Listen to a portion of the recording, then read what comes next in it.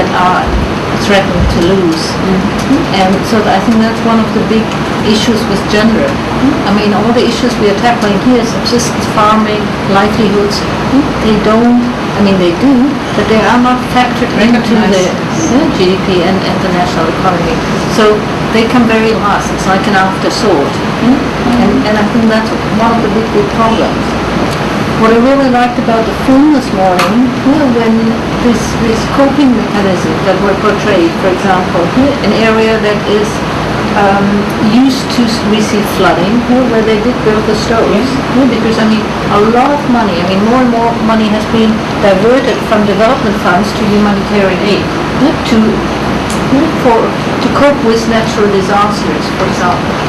And so I mean that was a very simple coping mechanism. Building the stove so that you could cook even when the area is flooded. And if that could be kind of, we have to cost things. What isn't costed, it doesn't matter.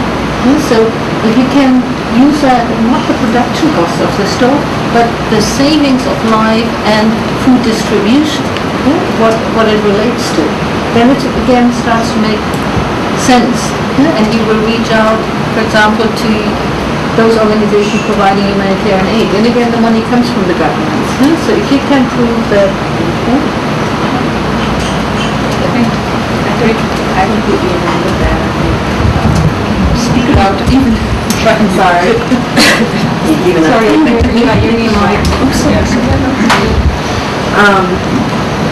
I think finding those entry points and connecting them to the issue at hand is really important, and especially we talked about that yesterday in terms of gender mainstreaming and finding the entry points in disaster risk reduction and showing where that is. But it's also, when we're talking about climate change, finding those entry points within this, this economic disaster, and how maybe there are new mechanisms to solve that through climate change solutions or something like that. So it's really important, and especially I think when talking about foreign aid and when these various countries are going through disastrous situations and it's a post-disaster response, but how much money can be saved if we help these countries to that pre-disaster, so that there won't be this huge disaster, and there won't have to be all this money going out after the fact when all these disasters have happened. So I think it's a really important point.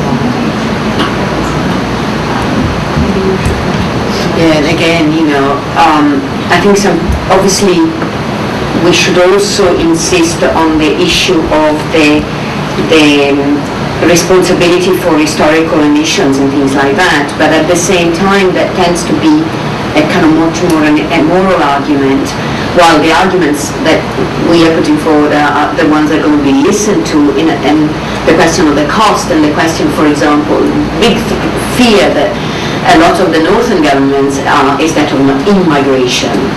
It's kind of big ghost of people flooding in. So, as you said, all the point entries can be used to keep those issues alive. Thank you very much. I liked going around and hearing from different perspectives and experiences. What we are now going to look at is the legal framework, what we need, and we have some people, parliamentarians here, we have some people working at EU level, because I think that's also a level we shouldn't forget when we talk about climate change and the gender perspective.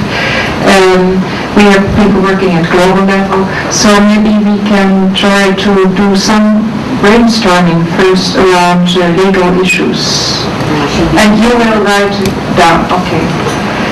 Are there any first ideas which you say, this is what we have in place and this is strong? Or I already heard the Belgian example of the Sustainable Development Scan. I think that could be a very interesting method, because we tried to get something like that in the Netherlands and we didn't succeed. So maybe, I don't know, are there similar initiatives in other countries, in Sweden, for example?